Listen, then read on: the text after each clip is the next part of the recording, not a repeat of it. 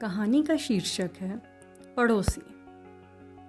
Mister वैभव पिछले हफ्ते ही अपने परिवार के साथ इंदौर में अपने नए घर में रहने आए हैं। अपने घर में रहने का सुख कुछ और ही है, और वो भी तब जब घर बनने में ही 5 साल लग गए। पहले गांव की ज़मीन बेचने में अड़चनें, फिर ब्रोकर के साथ इंदौर में ज़मीन ढूंढने की मशक्क़त, फिर बैंक से लोन अप्रूवल में समस्याएं। अब उम्मीद है रिटायरमेंट आराम से कटे। वैभव का अगले साल रिटायरमेंट है, लेकिन लगता है कि 1 साल कॉलोनी के लोगों से मिलने जुलने में ही निकल जाएगा। हर रविवार कोई ना कोई नया घर देखने की उत्सुकतावश वैभव के घर पर आ ही जाता था, सिवाय एक के, और वो थे मिस्टर मेहता, जो थे वैभव के घर के बिल्कुल पड़ोस वाले घर के मालिक।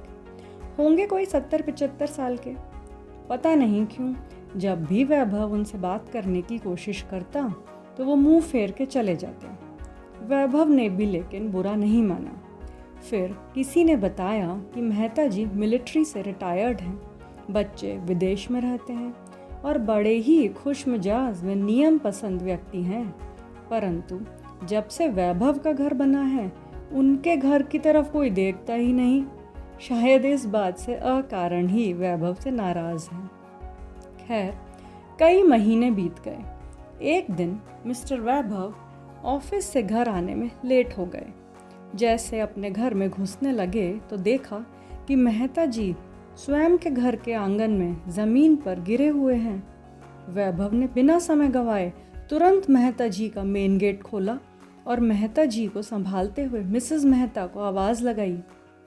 जब थोड़ी देर तक आवाज़ का जवाब नहीं आया तो वैभव ने अपनी पत्नी को बुलाया और मेहता जी को तुरंत पास के अस्पताल में भर्ती करवाया।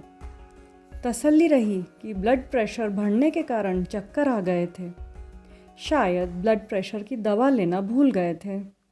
फिर अस्पताल से छुट्टी दिलाकर जब सभी लोग घर पहुँचे तो मिसेस मेहता, जो शायद पहले अपनी नियमित वॉक पर गई थीं, काफ़ी परेशान थीं।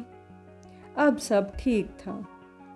अगले दिन मिस्टर वैभव जब मेहता जी के हालचाल पूछने गए तो मेहता जी ने वैभव के प्रति अपने रूखे व्यवहार के लिए माफ़ी मांगी और मुसीबत में मदद करने के लिए धन्यवाद दिया। तब मिस्टर वैभव ने कहा, मेहता जी, होली, दिवाली और सभी त्यौहार जब पड़ोसियों के साथ मनाते हैं तो मुसीबत में पड़ोसियों की मदद करना हमारा फ़र्ज़ है, कोई विकल्प नहीं। धन्यवाद। If you like this story, then subscribe, like and share.